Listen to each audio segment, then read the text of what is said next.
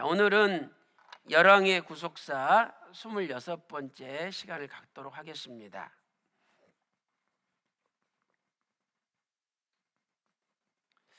자, 오늘 여호와하스 왕을 공부를 할 텐데요. 자, 먼저 이 여호와하스 왕의 연대를 우리가 한번 살펴보도록 하겠습니다. 자, 이렇게 보시면은 여호와스 왕의 아버지가 요시야 왕이죠. 요시야 왕. 그래서 요시야 왕은 주전 640년부터 주전 609년 B까지 하반기까지 통치를 했었죠. 그리고 이제 요시야 왕 다음에 이 여호와하스 왕이 된 거죠. 여호와하스. 이 여호와하스 왕은 주전 609년 B부터 주전 608년까지 뭐 횟수로는 2년에 걸쳐져 있지만 실제로는 3개월을 통치한 거예요. 이 기간이 3개월을 통치한 거죠. 그러니까 609년의 하반기에 시작해서 608년 초에 왕이 끝난 거죠. 그래서 여호와스가 왕이 될 때 이때 나이가 23살이었다. 이렇게 성경은 말씀하고 있습니다. 그 다음에 이제 여호와스 다음에 왕이 된 사람이 여호야김이죠. 여호야김. 그래서 이 여호야김은 주전 608년부터 주전 597년까지 통치를 했었죠. 자, 이게 이제 여호와스를 중심으로 그 연대를 우리가 살펴본 겁니다. 자, 이 말씀이 역대하 36장 2절과 3절에 기록되어 있어요. 그래서 여러분들이 역대하 36장 2절과 3절 보면 여호와스가 23살의 왕이 되어서 3개월을 통치하였다. 이렇게 성경은 말씀을 하고 있습니다. 자, 그다음에 이제 두 번째로 그 여호와스의 이름의 뜻을 우리가 한번 살펴보면은요. 이름의 뜻. 자, 여호와스는 예호아하즈라는 단어죠. 예호아하즈. 그래서 이 예호아하즈는 두 가지 뜻이 있죠. 여호와께서 붙잡으셨다. 여호와께서 붙잡으셨다.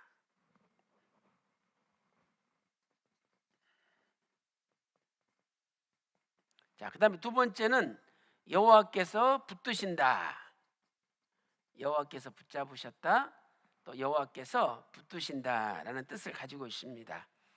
그래서 오늘 우리의 인생도 하나님께서 붙잡아 주시고 또 하나님이 붙들어 주시는 삶을 살아야지. 교만해 가지고 뭐 나는 돈도 있고 힘도 있고 능력도 있고 뭐 부족한 게 없어. 하나님 없어도 돼. 바로 이 순간부터 멸망의 지름길로 들어간다는 것을 우리는 알아야 돼요. 그래서 항상 우리는 겸손하게 하나님 아버지 나를 붙들어 주세요. 나를 붙잡아 주세요. 이렇게 맡기고 기도하는 마음이 필요하다는 거죠. 자, 이렇게 해서 우리가 이름의 뜻을 살펴봤고요. 그 다음에 이제 세 번째는 그 여호와스의 생애에 대해서 우리가 한번 살펴보도록 하겠습니다. 자, 세 번째 여호와스의 생애. 자, 첫째로 여호와스는 네 형제 중에서 4명의 형제 중에서 가장 먼저 왕이 되었죠. 가장 먼저 왕이 되었다. 자, 왕하 23장 30절.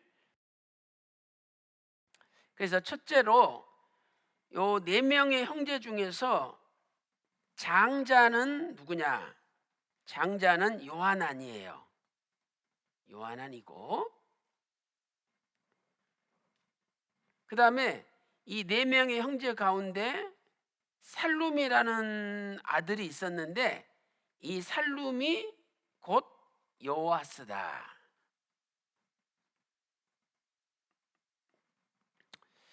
자, 여러분이 역대상 3장 15절 보면은요, 이런 말씀이 기록되어 있어요. 역대상 3장 15절에 이제 아버지 요시야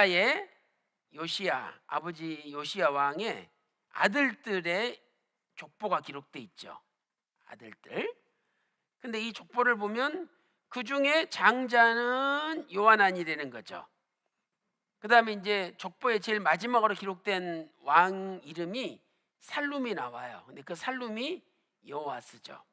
그래서 역대상 3장 15절 보면 요시아의 아들들을 이렇게 4명으로 소개를 하고 있어요. 그래서 첫째는 장자는 요하난이요. 그 다음에 여호야김이요. 그 다음에 시드기야요. 시드기야요. 자, 그 다음에 살룸이다 이렇게 표현하고 있어요. 그런데 이 살룸이 바로 여호와스인 거죠.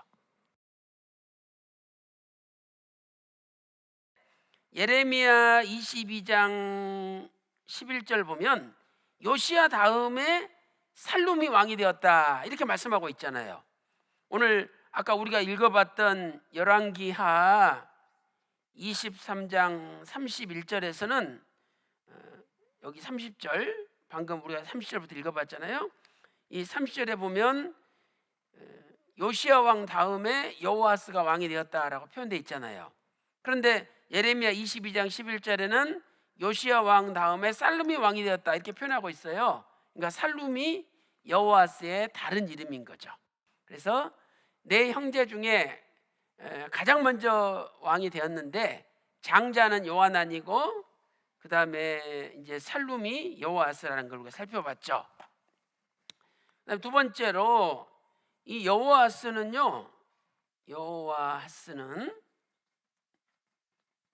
출생상으로 볼 때 셋째 아들이에요. 요시야의 셋째 아들이다. 출생상으로 볼 때는 요시야의 몇째 아들이에요? 셋째 아들이라는 거죠. 자, 우리가 이걸 어떻게 알 수 있냐면 그 역대하 36장 2절에 보면은요 여호와스에 대해서 살펴볼 수 있잖아요. 근데 여호와스가 왕이 될 때 몇 살이라? 23살이라 이렇게 기록돼 있거든요. 그러면 여호와스가 왕이 된 게 주전 몇 년에 왕이 됐어요? 아까 주전 609에 왕이 됐잖아요. 609년. 그때 23살이었다는 거예요. 그러니까 609에다가 23을 더하면 주전 632년이 나오는데 요때 여호와스가 출생했다는 거죠. 그래서 우리는 여호와스 왕은 609년에 왕이 될 때 23살이었으니까 609에다가 23살을 더하면 주전 632년에 태어난 것을 알 수가 있어요. 자, 그런데 역대하 36장 5절에 보면 여호야김 왕이 나와요. 그래서 여호야김도 왕이 되었는데 이때 25살이라. 25살이라. 근데 여호야김이 왕이 된 것은 주전 몇 년에 왕이 됐어요? 608년에 왕이 됐죠. 그러니까 608년에 왕이 될 때 여호야김이 25살이래요. 그래서 608년에다가 25를 더하면 주전 633년이 나와요. 그러니까 우리가 연대를 계산해 보면 여호야김이 여호와스보다 1년 먼저 태어난 형이라는 거예요. 누가 형이에요? 여호야김이 형이라는 거예요. 여호와스가 동생이고.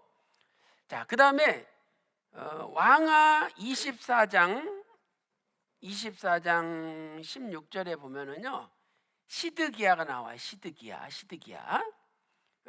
왕이 됐어요. 근데 시드기야가 왕이 됐을 때 21살이라는 거예요. 시드기야가 왕이 됐을 때 몇 살이에요? 21살. 근데 여러분 시드기야는 몇 년에 왕이 됐나요? 예, 주전 597년에 왕이 됐잖아요. 그러니까 597년에 왕이 될 때 21살이니까 597에다가 21을 더하면 주전 618년이 나와요. 그래서 이 시드기야 왕은 주전 618년에 태어난 거예요. 그래서 우리는 이렇게 연대를 계산하면은 여호아스가 세 번째 아들이라는 것을 알 수가 있는 거죠. 자, 그다음에 이제 두 번째 우리가 생애에 대해서 살펴보도록 하겠습니다. 자, 우리가 지금 여호아스의 생애를 살펴보고 있는데 첫 번째는 네 아들들 중에서 가장 먼저 왕이 됐죠. 가장 먼저 왕이 되었다. 몇 번째 아들인데? 세 번째 아들인데 가장 먼저 왕이 된 거예요. 자, 그 다음에 이 여호아스는 아주 포악한 왕으로 백성에게 악정을 행한 거죠.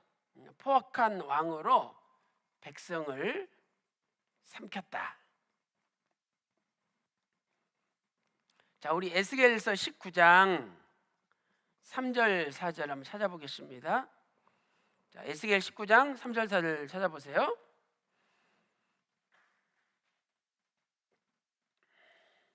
자, 에스겔서 19장 3절 4절입니다.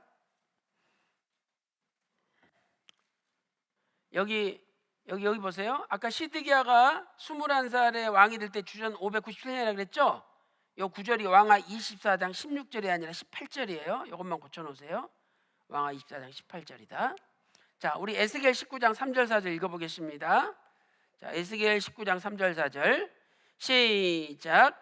그 새끼 하나를 키움에 젊은 사자가 되어 식물 움키기를 배워 사람을 삼킴에 이방이 듣고 함정으로 그를 잡아 갈고리로 꿰어 끌고 애굽 땅으로 간지라 그랬어요. 여기 보니까 애굽 땅으로 끌려갔죠.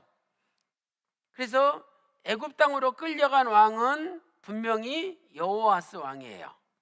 여호아스 왕. 그런데 이 여호아스 왕을 젊은 사자라고 표현하고 있잖아요. 3절에. 그러니까 그만큼 능력 있는 왕이었다는 거예요. 그런데 이 젊은 사자가 백성을 삼켰다. 백성을 삼켰다 이렇게 표현하고 있잖아요.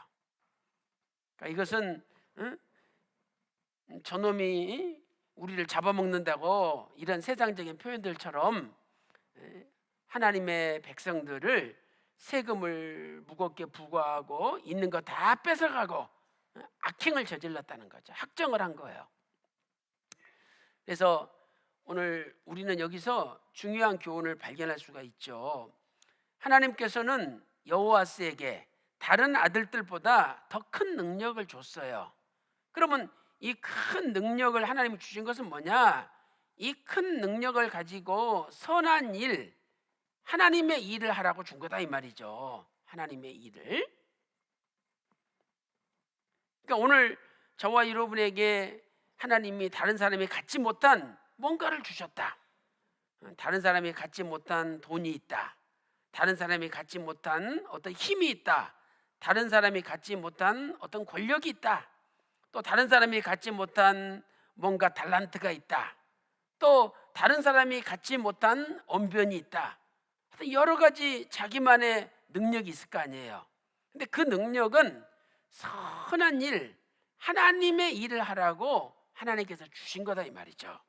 그런데 여호아스는 선한 일, 하나님 일을 하지 않고 백성들을 삼키고 백성들에게 학정을 하는데 그걸 사용한 거예요. 그래서 에베소서 2장 10절이나 디도서 2장 14절에 하나님께서 우리를 택하신 것은 선한 일에 열심 있는 친백성이 되게 하려 하심이라, 이렇게 말씀하고 있어요. 친백성, 응? 친백성. 그러니까 진짜 하나님의 백성이 되려면 선한 일을 하는 사람이 하나님의 백성이 돼야 된다는 거예요. 그런데 우리는 어떻게 해서든지 남을 밟으려고 그러고, 또 남을 죽이려고 그러고, 남을 그냥 못되게 하려고 그러잖아요. 그건 하나님의 친백성이 아니라 가짜 백성이라는 거예요.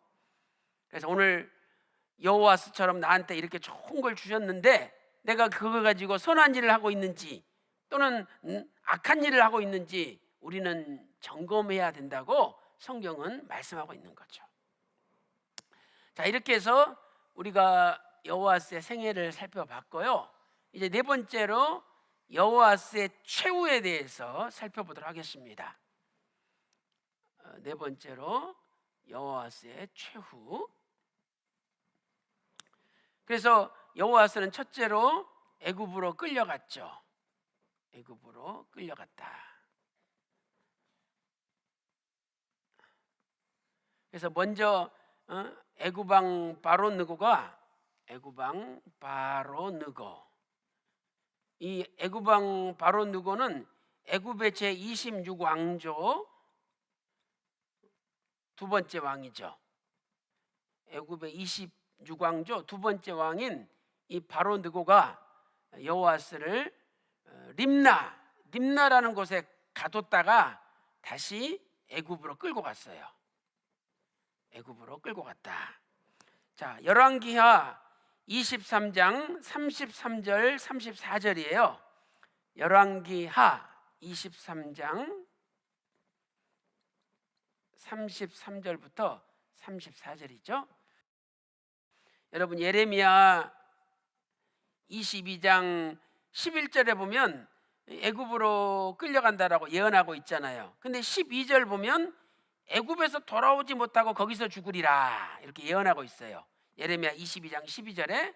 그런데 이 예언대로 여호와스는 애굽에 끌려가 가지고 돌아오지 못하고 죽었어요. 자, 그다음에 두 번째는 애굽으로 끌려갔죠. 그래서 돌아오지 못하고 고향으로 돌아오지 못하고 비참하게 죽었다. 돌아오지 못하고 죽었다.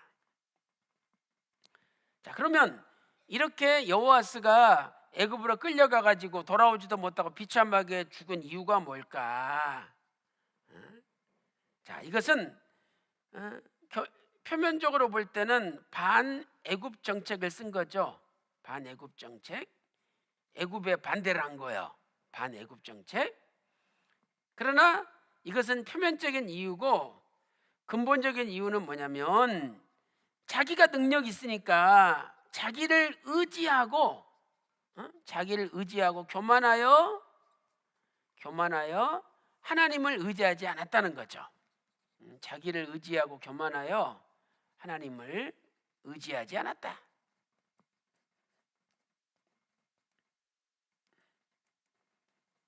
그래서 잠언 16장 18절에 교만은 패망의 선봉이요 거만함은 넘어짐의 앞잠이니라. 잠언 16장 18절에 말씀하고 있죠. 또 잠언 29장 1절 말씀 보면 자주 충고를 받아도 듣지 않는 사람은 순식간에 망한다. 그 말씀이 잠언 29장 1절에 기록되어 있어요. 그래서 이렇게 여호와스는 순식간에 자기 능력을 믿고 교만해서 하나님을 의지하지 않으므로 망한 거죠. 그래서 오늘 우리는 이러한 여호와스 같은 경우를 아수르 왕 사네립을 통해서 살펴볼 수가 있어요. 하나님께서 경고하시기를 아수르 왕 사네립한테도 너도 교만하면 갈고리로 꿰가지고 끌어간다 그랬거든요. 그런데 아까 에스겔서 19장 4절 말씀 보니까 여호와스도 갈고리로 꿰가지고 짐승처럼 갈고리로 꿰가지고 끌고 갔거든요. 그 이유가 뭐냐? 사네립이나 여호와스나 똑같이 교만했기 때문이라는 거예요. 자, 우리 이사야 37장 29절 찾아서 한번 읽어보겠습니다. 이사야 37장 29절입니다. 이사야 37장 29절요. 자, 이사야 37장 29절. 여기 네가 나를 거스려, 이 네는 사내립을 가리켜요. 사내립 왕이 하나님을 거스렸다는 거죠. 자, 시작. 네가 나를 거스려 분노함과 내 오만함이 내 귀에 들렸으므로 내가 갈고리로 네 코를 꿰며 자갈을 내 입에 먹여 너를 오던 길로 돌아가게 하리라 하셨나이다 그랬어요. 그래서 오늘 저와 여러분도 내가 다른 사람보다 잘하는 것, 능력이 있다면 하나님의 은혜라는 것을 진심으로 감사하고, 그것 때문에 교만해지고 자만해지고 오만해지고 거만해지지 말고 오히려 더 겸손해져서 하나님을 의지하고 엎드림으로 여호와스처럼 비참하게 인생 마치지 말고 하나님께 영광 돌리고 하나님 기뻐하시는 믿음의 인생 되시기를 주님의 이름으로 축원합니다. 자, 이렇게 해서 이제 우리가 여호와스의 최후를 살펴봤고요. 이제 결론적으로 여호와스에 대한 평가와 구속사적 경륜에 대해서 한번 살펴보도록 하겠습니다. 자, 결론적으로 여호와스에 대한 평가, 그다음에 구속사적 교훈이죠.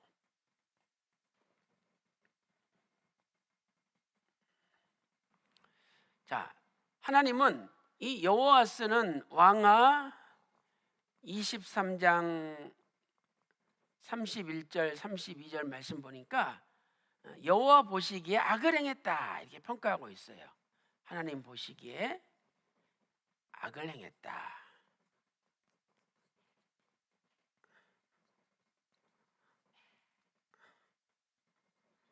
자, 우리 왕하 24장 32절만 읽어보겠습니다.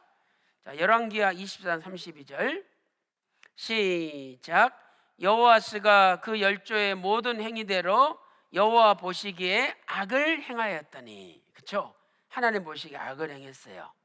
그래서 그 결과 족보에는 제일 끝에 기록되었다. 끝에 기록되었다. 그러니까 여러분 참 하나님의 평가가 너무 정확하잖아요. 여호와스는 세 번째 아들인데 제일 먼저 왕이 되었어. 그럼 족보에도 제일 먼저 기록돼야 될 거 아니에요. 근데 족보에는 제일 끝에 기록되어 있어요. 자, 우리 아까 살펴봤잖아요.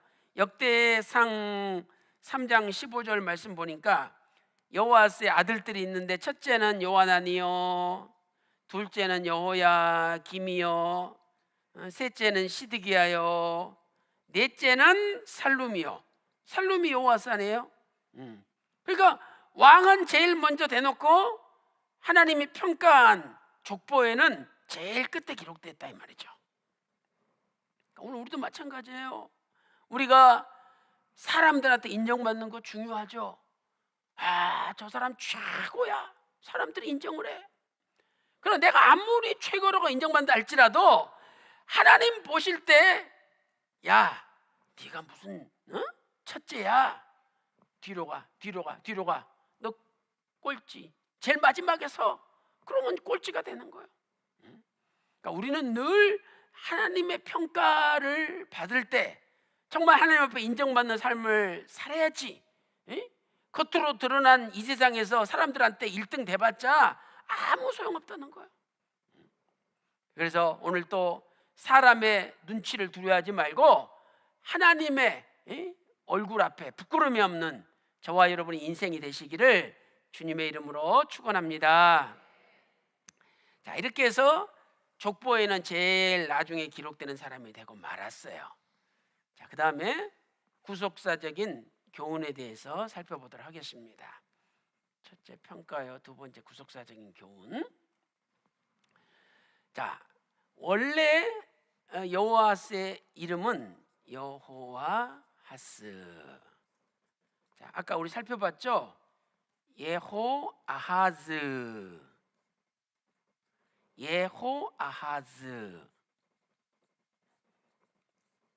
그래서 이 뜻은 뭐냐? 응? 여호와께서 붙잡으셨다. 여호와께서 붙잡으셨다. 또 여호와께서 붙드신다, 이런 뜻이었어요. 그 다음에 여호와스의 다른 이름은 살룸이었죠. 살룸. 이 살룸은 평화, 이런 뜻이에요. 평화, 평강. 자, 여기서 우리는 중요한 구속사적인 교훈을 발견할 수가 있죠. 그러니까 하나님께서 붙들어 주실 때 진정한 평화와 진정한 평강이 임한다는 거예요. 그런데 여호와스는 사람은 어떤 사람이었느냐? 그 유대 고대사 제 10권 5장 81절에 보면은요. 유대 고대사 10권 5장 81절에 보면, 이것도 원로 목사님이 찾아놓으신 거 아니에요. 거기 보면 이 여호와스는 불신앙의 사람이요, 불신앙의 사람이요, 불순한 사람이다. 순수하지 못해, 불순한 사람이었다, 이렇게 기록되어 있어요. 그러니까 하나님을 의지하고 하나님이 붙들어 달라고 기도해야 되는데 하나님 제껴놓고 자기 능력을 너무 믿었다는 거예요. 자기 능력을. 김정은도 마찬가지고 한국의 문재인 대통령도 마찬가지고 누구나 다 마찬가지예요. 하나님을 의지하고 하나님 붙들어야지 자기 능력만 믿고 그러다가는 큰일 난다는 거예요. 그래서 이 여호와스가 불신앙, 하나님 의지하지 않았다는 거 아니에요. 불순한 사람이다. 사람이 순수해야지. 뒤에서 모여가지고 뭐 의논하고 꾸미고. 저는요 절대 이런 거 안 합니다. 뭐 보여서 뒤에서 뭘 꾸미고 할 필요 없어요. 다 하나님께 맡기고 하나님이 그냥 시키시는 대로 인도하는 대로 따라가면 되는 거지. 그 내가 앞서가가지고 뭐 이렇게 하려고 저렇게 하려고 아무 소용없는 거예요. 그래서 오늘 또 저나 여러분이 여호와스처럼 불신앙적이고 불순한 사람 되지 마시고 하나님 앞에 기도하고 맡겨서 아버지께서 붙들어 주심으로 우리 대한민국의 진정한 평화와 진정한 평강이 임하는 역사가 일어나시기를 주님의 이름으로 축원합니다. 그래서 요한복음 14장 27절에 내가 주는 평화는 세상이 주는 평안과 다르다는 거예요. 너희는 마음에 근심하지도 말고 걱정하지도 말라. 내가 주는 평안만 있으면 모든 게 해결된다는 거예요. 이사야 9장 6절에도 예수님께서 평강의 왕이시다, 평강의 왕이시다, 이렇게 말씀하고 있습니다. 오늘 또 예수님 평강의 왕이심을 믿고 예수님께 맡김으로 예수님께서 붙들어 주셔서 우리 대한민국의 영원한 평화, 자유민주주의에 입각한 항구적인 영원한 평화 통일이 앞당겨지시기를 주님의 이름으로 축원합니다.